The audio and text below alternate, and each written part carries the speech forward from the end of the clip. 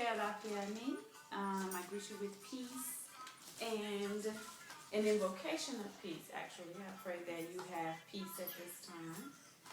My name is Olaomi Akalatunde. I am an Eolosha of the Orisha Oshun and also an Apetabi, the bride of Orumala. I'm coming to you today to share with you some lessons from my website, which is called the Oshe Torah Institute. And my focus on my website is to reestablish proper African thinking for African people. We have been steeped in improper thinking for centuries now, to the degree that we have taken on this improper thinking as though it is our own thinking.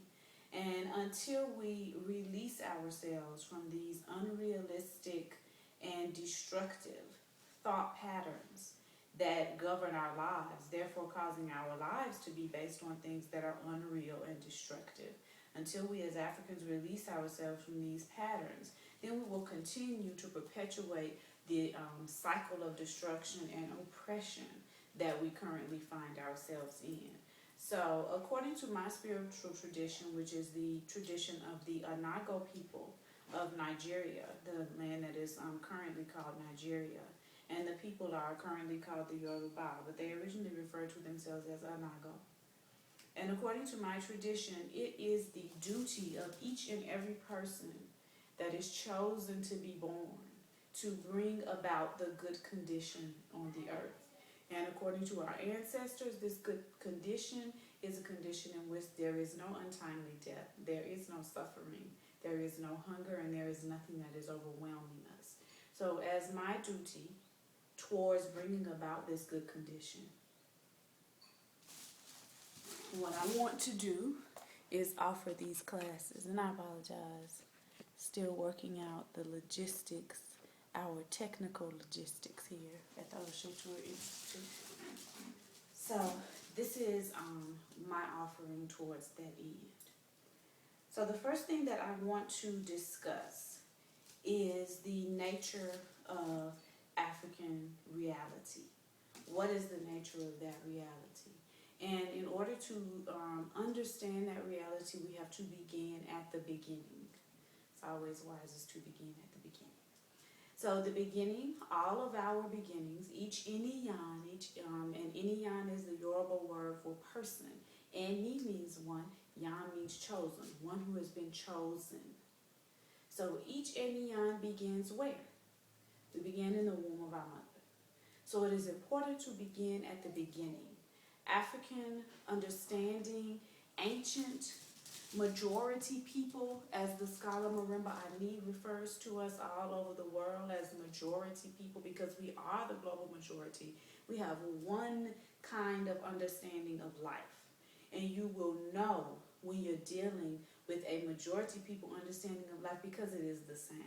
There's a great deal of similarity to it. So we always begin at the beginning. Remember, the universe is the same as you. You are a child of the universe, and the things that you see happening in the universe and happening in the world around you are mirrored within yourself. And this is reality. Things that are spoken, things that are believed, those things may not necessarily be reality. But what you can see with your own eyes, experience with your own body, hear with your own ears, those things are real. Believe your eyes. So according to your eyes and your body, where is your beginning? Your beginning is within the womb of your mother. So let us begin there in order to cleanse and purge our minds and our way of thinking and come back to our pure, actual, factual understanding of reality, that which is real.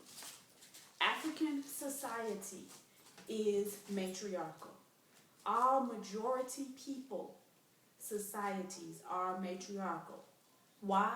Because we all come from a mother, and we all come from a womb, and there is nothing that we can see, nothing that we can touch, nothing that we can feel that did not come from a womb of some kind.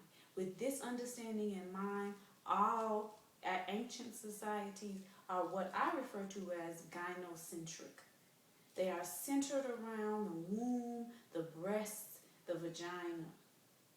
These are the life-giving and life-maintaining mechanisms. Others have referred to it as matriarchal, and for a long time I shied away from that term because I did not want to imply an imbalanced ruling over anyone by women. But Sheikh Anta Diop, Ibaraturum, we pay homage to him as he has gone on into the spirit realm, referred to ancient African societies as matriarchal. So I will walk in the traditions of my ancestors and use the term matriarchal. Motherhood, the mother principle is the focal point of any ancient society. If a society is not treating its mothers and its children with the utmost respect, that society is decadent and wicked. Any society that puts women and children on a lower level is a decadent and wicked society. Any society that is putting women and children in the highest possible level is a prosperous, peaceful, loving, and good society. These are the types of societies that our ancestors created. So I'm going to share with you some of the ideas of Diop, who is of course from Senegal, West Africa. So for those who would choose to challenge me and say, well, matriarchy is not an African perspective, I'm going to quote two African scholars, and then I'm going to give you a proverb from the ancestors of West Africa. So I'm not pulling this from anyone who was socialized in a Western context. I'm pulling this from individuals and scholars who were socialized in West Africa. And these scholars will completely and totally agree and agreed before while they were here living that African society and majority people societies are matriarchal, matrifocal, focused around women and children. Women, when they are placed in the position to guide a society, are not oppressive rulers. No matriarchal society is an oppressively ruled place. Women, just as your own mother, they rule in an egalitarian fashion. So the society is very balanced because everyone is ruled equally. A mother loves her children equally. And if a mother is put in the position of guiding the family, she guides it with the best interest of everyone in mind. So this is how matriarchal societies, majority people societies, ancient African societies were ruled and were guided by women. All right. And I'm going to paraphrase Diop. The book that I'm paraphrasing is African Origins of Civilization. And you can go and check it out at any major library. I would suggest buying your own copy. And I'm going to paraphrase him. For Diop, the key institution that defines and rationalizes social existence in Kemet and the rest of Africa is matriarchy.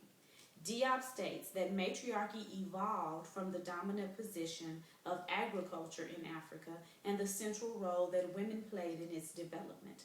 This resulted in a socio-political economy, which according to Diop is the Southern Cradle civilization. Here, the woman who exercises economic power is primary. She transmits political rights, and this is derived from the general idea that heredity is effective only matrilineally. Motherhood is revered. As a result, a societal consensus which emphasizes a complementary gender relation within the home and outside in the occupations and workings of the state is the norm or the goal expressly sought after and exemplified. For example, I'm going to give you some more scholars who talk about how this power that women wielded caused gender equality across the board. It is exemplified as the scholars, and these scholars are from Nigeria, from the Igbo lineage. And their names are Kamina Onkjo, Ifeami Dium, and Onkwunicha Femi Nzegwu, Nzegwu. Okay. Gender complementarity in society is also enhanced by the sheer multitude of mutually shared feminine and masculine deities that the people revere. All right.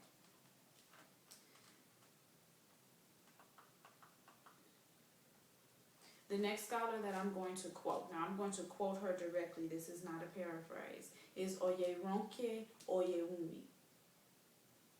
I'm making sure I'm saying that right. Oyeronke Oyewumi. And she, let me just check quickly, I don't want to be saying her name wrong, just in case you guys wanted to look her up. Yes, Oyeronke Oyewumi. She's the author of several books.